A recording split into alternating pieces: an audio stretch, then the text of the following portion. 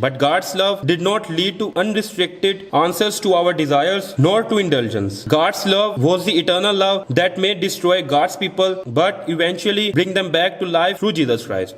The eternal and unchanging Word of God. Walking with God.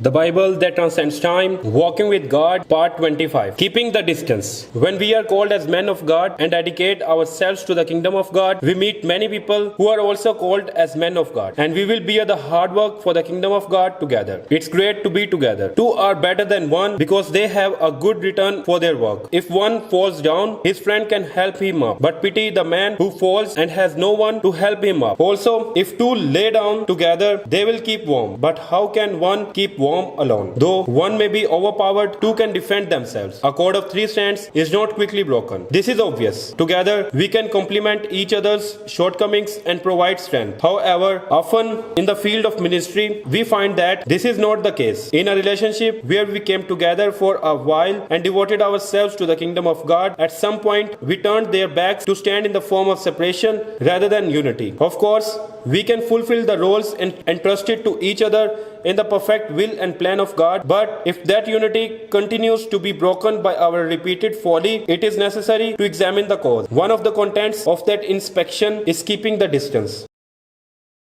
Don't expect so you won't be disappointed. Keeping the distance refers to the spiritual realm rather than the distance in the visible space. One of the biggest reasons among unity doesn't last very long is that we put them close together from the beginning. Rather than being together while maintaining a proper distance over time, we relied on each other mentally from the beginning with the foolishness of expectation which was bound to result in disappointment. Stop trusting in man who has but a breath in his nostrils. Of what account is he? Just as all objects and living things smell their natural odor when they get closer, the closer we get to sinners, the more they smell of sin. Therefore, if we are going to be co-workers for a long time and we don't want to be disappointed and want to keep the relationship going, we need to keep a good distance. Don't let them use a long sword or even a short dagger. If the relationship is too close, we can be hurt by the dagger of sin that the other person has and can ultimately lead to betrayal and division beyond disappointment. Also, even if the relationship is too far apart, we can be hurt by the long sword of sin that the other person has and the union can be broken. Keeping our distance is important. A distinction must be made between public and private spaces. Just as a train can travel a long distance when the two rails of a train are kept at a reasonable distance, if we want the unity to last long, we have to keep that distance. Repeating closer and farther is foolish. We need to keep that distance well from the beginning. Closed when open, open when closed.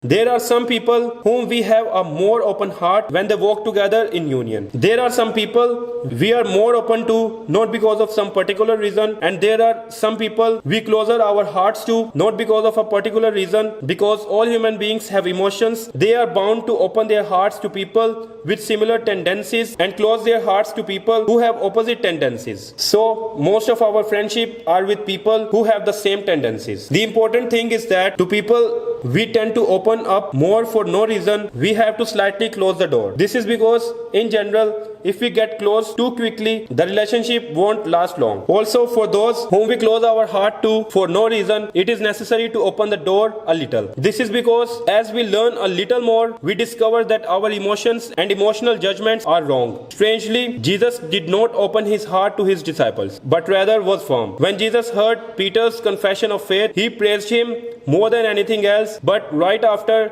he was firm in a completely different way to Peter, who was opposed to Jesus' work on the cross. Jesus replied, "Blessed are you, Simon, son of Jonah, for this was not revealed you by man, but by my Father in heaven." Jesus turned and said to Peter, "Go behind me, Satan. You are a stumbling block to me. You do not have in mind the things of God, but the things of men." Save laughter, time, and money. If you want to keep our distance and keep good partnership and unity, we have to save. First of all, we need to save laughter. Laughter and smiles are few tools that capture people's hearts. There is nothing better than laughter as well as a smile when people get close to each other. However, it is also necessary to save to keep the distance. Just as it is not wise to use up all of the material just because we have it, if you don't spare it just because we can laugh, then that laughter and smile can later turn into a look of resentment. It's about distancing time, and we have to save time. If we spend full time together from the beginning, as already mentioned, expectation and misunderstandings can also increase. Failure to be together as much as during the first time together can lead to disappointment and misunderstanding. No one spared his laughter to his disciples as much as Jesus. We also need to save materials. It is the same thing if laughter, time, material and tools of much interest are used like a new shiny thing from the beginning. We can't say no more later. Maintaining means continuity. It's not up and down, nor like this and that, but continuously. Even if it is not flashy for a moment, it is to embrace a deep fragrance that can be smelled from afar. Even if it does not bear fruit that is richer and more delicious, even if it is not known nor revealed, we need to be a constant shade in the same place. In order to make it stay in the same place for all seasons, rather than disappearing in one season, we need to save it. It's not about being stingy, it's about being temperate. Draw the line.